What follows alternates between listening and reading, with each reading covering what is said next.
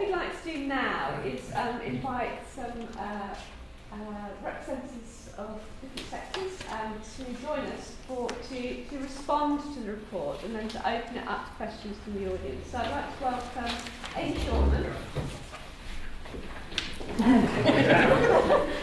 Paul, April, Nicky, Roger. So they will all introduce themselves, I hope, in a minute. And Sammy, take Do you want some white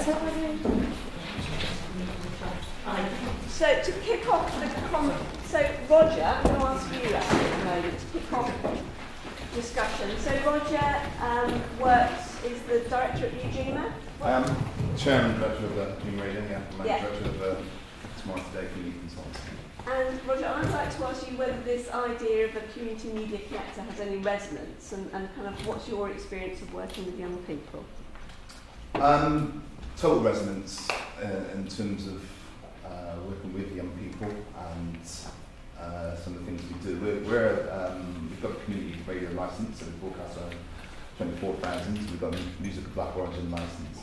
And we've got around about between 150 and 200 volunteers, so we've got a predominantly young in terms of that. But recently, over the last 3 years, we've changed that to a social enterprise model due to the fact our previous company went bankrupt. So Sharon comes to a model working with social enterprise works in terms of that to make a social enterprise.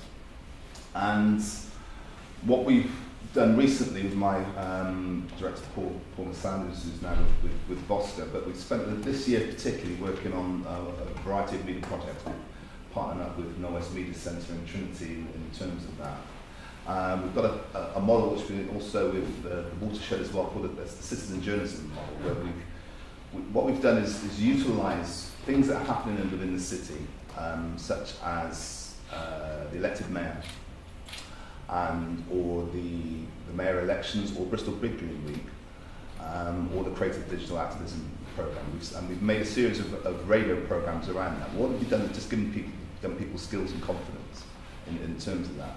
So we've said, okay, let's take Bristol Big Green Week as an example.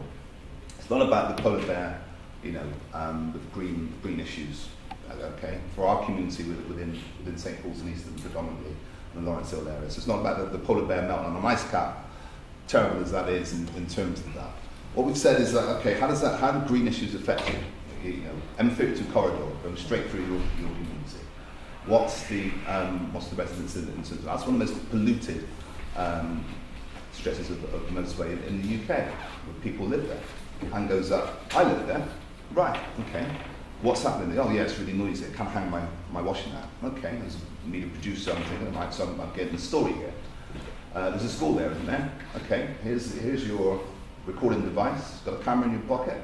Yeah, I've got one on my phone. Right, okay, so now you're taking pictures. And also about 200, 300 words. So now you've got a whole media project. You've got a story, which is a blog, free, WordPress. You've got a radio, which we've got in terms of that, so that's the outlet where we come in terms of we're giving the skills to help them produce that. And then you've got the camera work in terms of doing that. So that's just one example. We've done three of them with the University of West of England, did lectures, done with the University of Bristol, done lectures on other things and in terms of that. But the key thing about that is giving the skills, also in employment. We have to, as Sam put in there. Can people hear? Not very well. Yeah? Yeah? Can we use the mic? You want me to speak on the mic? Is that? You're going to switch it on. Radio producer, yeah. The key thing, that's a shout. I've done quite a lot. I'm being like a horse because if you're this colour during October, Black History Month, you get really quite a lot of man. The Santa Claus deals during December, basically. So the key thing is being innovative, obviously. We've got the skills, got it in employment, but we have to, especially our young people, which is obviously based around, we have to make sure that this is something that makes it pay.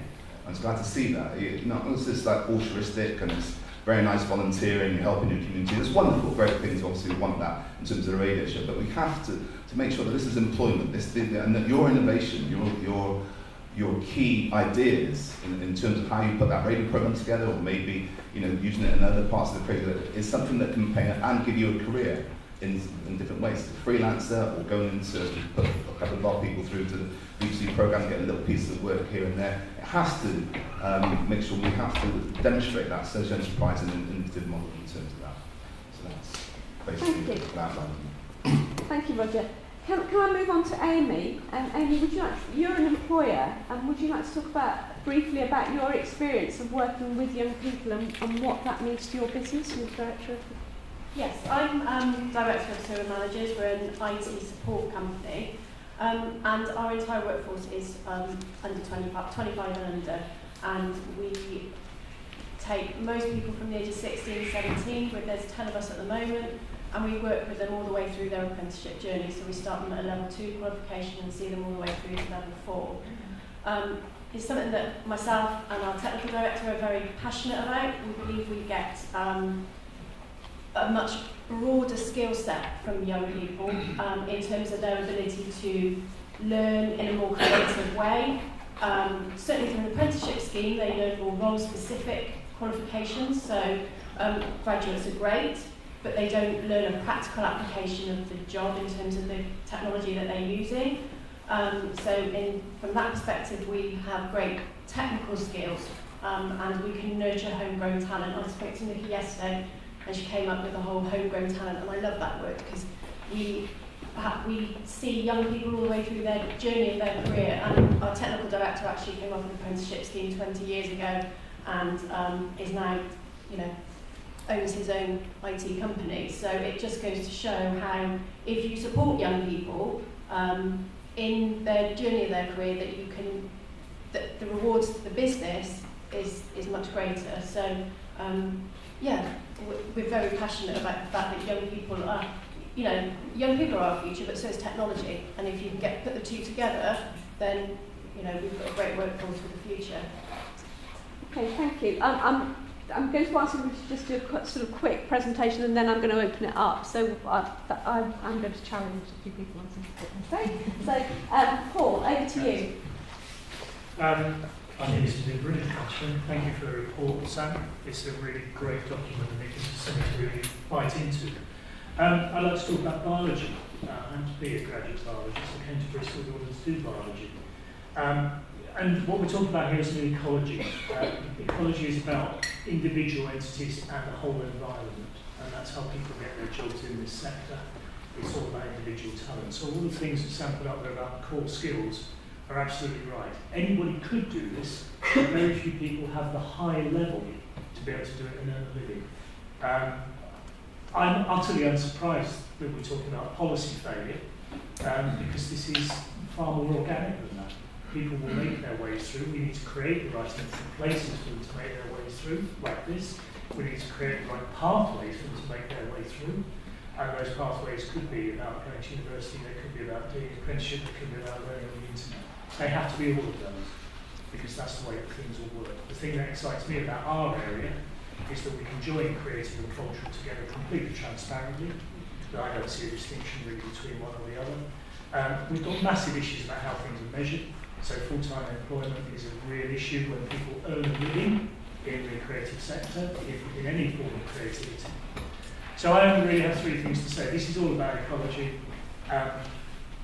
Creativity is a human trait. It's not about how creative are you as a measure. It's about how are you creative as an individual.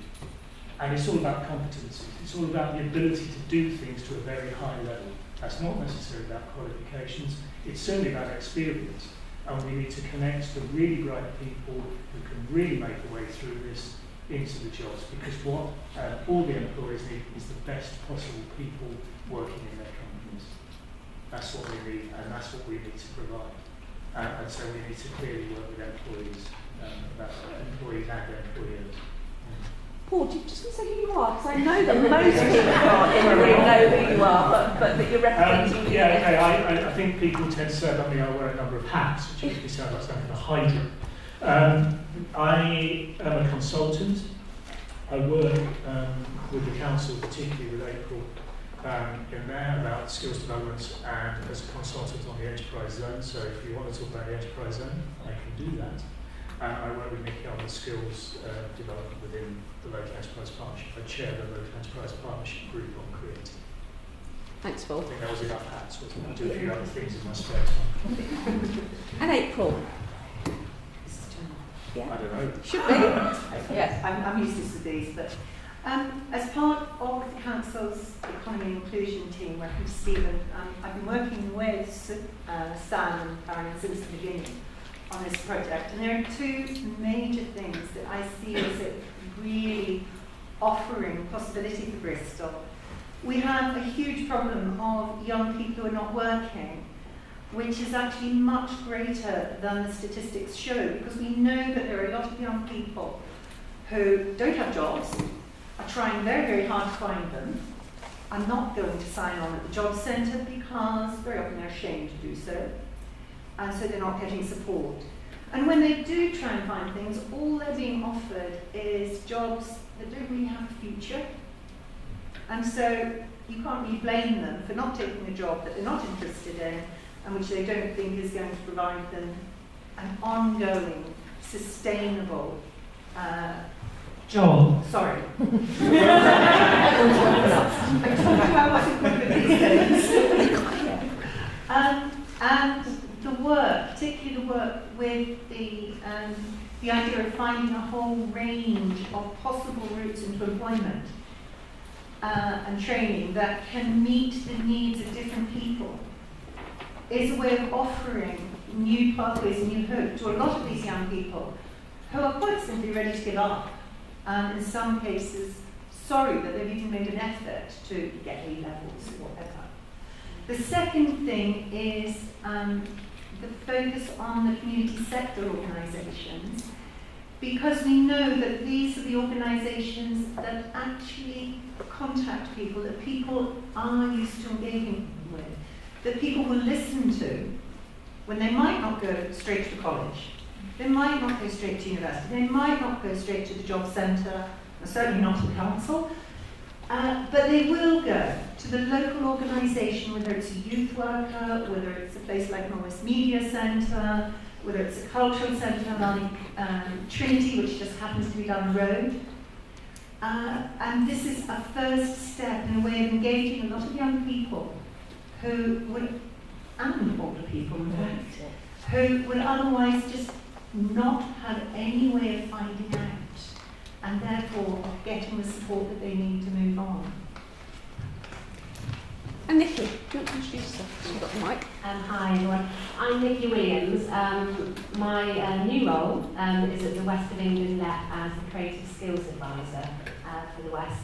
I was working here at the Norwest Media Centre for 5 years before that, doing education, digital media work. And so I think that it's great that I'm in that job now at the West of England and able to bring to the table the kind of discussions that we're having here today and about the importance of a place like Norwest Media Centre in Ujima. The work that I'm doing at the LEP is around skills across all of the creative industries. We're working in very close partnership with Creative Skills Set, Harold Sartain's in the audience, looking and creating cultural skills and the Arts Council. We're looking at lots of different ways of getting into the industry, what the routes are in, what the pathways are in, looking at apprenticeships, how they work, internships, work experience, all of the whole range of sort of pathways in. But what I'm finding, I've only been in post about 3 months now, as I'm going out and talking to industry, the thing that we were talking about in April just saying, there are jobs there. There are jobs in our industry. They're not those jobs that people perceive to be creative industry jobs, like I want to be a director, I want to be a camera person. There's a real need for people to work in data. There's a real need for people to work in social media. So there are the jobs there, but it is about how visible the jobs are and about how visible the young people are. So the job of the Creative Skills Hub, which I'm just setting up, is about connecting. So it's about bringing industry and young people, talent, not just young people, it's also, like we were saying earlier, about people who are in mid-career or changing careers or going back to work. I'm particularly interested in, women in that agenda, about how we bring industry and those people that want to work closer together. I've also, today, just come from Inward Investment, a meeting this morning. We have a huge shortage in the region, or we have a huge need that's going to come online very quickly in the next 12 to 18 months. So we really need to be sort of working together quite quickly in Bristol to address these skills gaps, and also accessing money from national organisations like sector skills councils to make sure that our people are upskilled, because the jobs are going to be there. Okay, thank you very much.